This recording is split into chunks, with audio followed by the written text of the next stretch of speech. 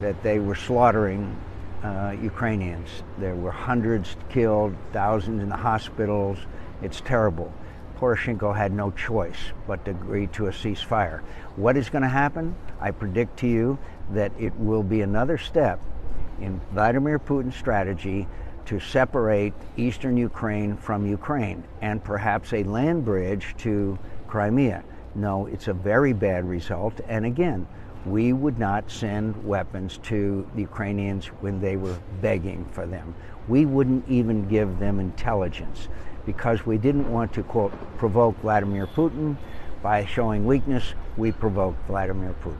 Who do you mean by we? The United States? The United States working with the EU? And of course the Europeans, but I wasn't surprised about the Europeans. I was deeply disappointed in the United States of America when they begged us for defensive weapons and they wouldn't even do that. In fact, it was almost comical. They sent MREs. Why were you not surprised by the Europeans, you say, not taking sufficiently tough action against Because Putin? they're dependent on Russian energy. It's obvious. It was obvious. And the United States, it was obvious that we weren't going to assist them, and